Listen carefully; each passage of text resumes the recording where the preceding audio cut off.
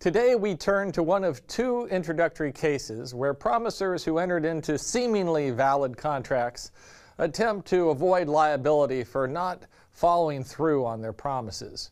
Today's case, Bolin Farms versus American Cotton Shippers Association, involves a futures contract for the sale of cotton. In the first few months of 1973, 11 cotton farmers in western Louisiana, among them Bolin Farms, signed contracts with American Cotton Shippers to sell cotton grown on their farms at harvest time that year.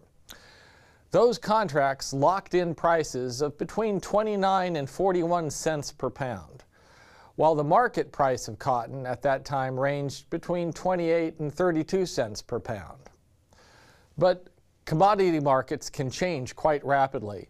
By the time the farmers were harvesting their cotton in September, cotton prices had more than doubled to around 80 cents per pound. The deals they had gotten before of up to 41 cents per pound no longer seemed so good, and so the farmers sued for, quote, a declaration that the contracts are null and void, unquote, so that they could sell for a better price than they bargained for. The suit came before the Federal District Court for the Western District of Louisiana, and the court had to decide whether future contracts remain valid even when the market price becomes very different from the contract price. Common law court opinions have changed over time about whether changed circumstances can affect a party's obligations under a contract. The old rule is that pacta sunt servanda, agreements are to be honored. Most famously, the English Court of King's Bench said in Paradine v. Jane in 1647 that when the party by his own contract creates a duty or charge upon himself, he's bound to make it good, if he may, notwithstanding any accident by inevitable necessity, because he might have provoked against it by his contract. That is, no matter how circumstances have changed since the contract was signed, if a party cannot fulfill her promise, she must compensate the other party to the contract.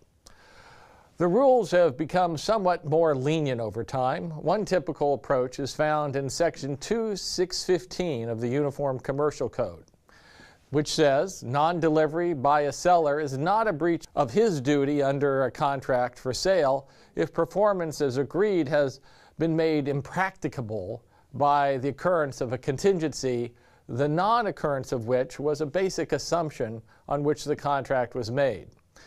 If the parties made their agreement based on an assumption about the world that turns out to be false, that could relieve a party of the responsibility to follow through on the promise. But possible changes in the world that parties were aware of when they formed the contract will not invalidate the contract. Note that the Uniform Commercial Code itself does not apply in this case. Louisiana is one of the states, is the one state that has not adopted Article 2 of the UCC.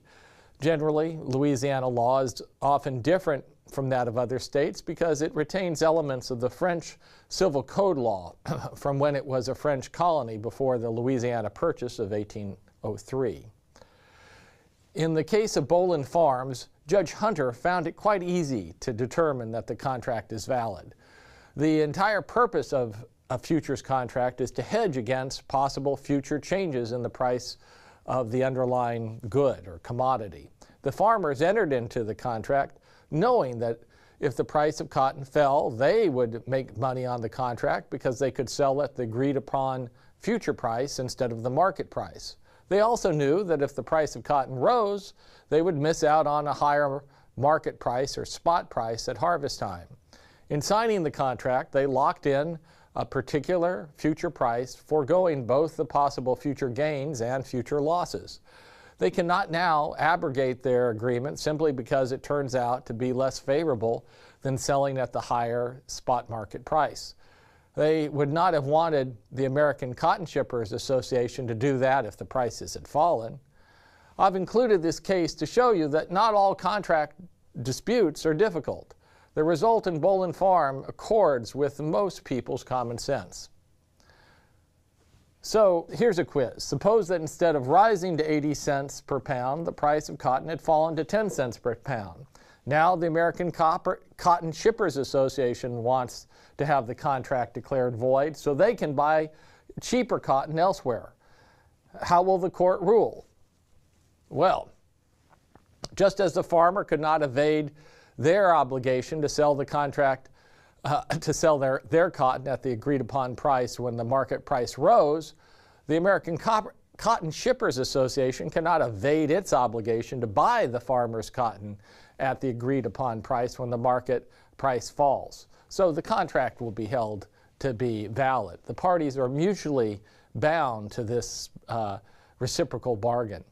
But this kind of price mutuality is not a mandatory part of all contracts.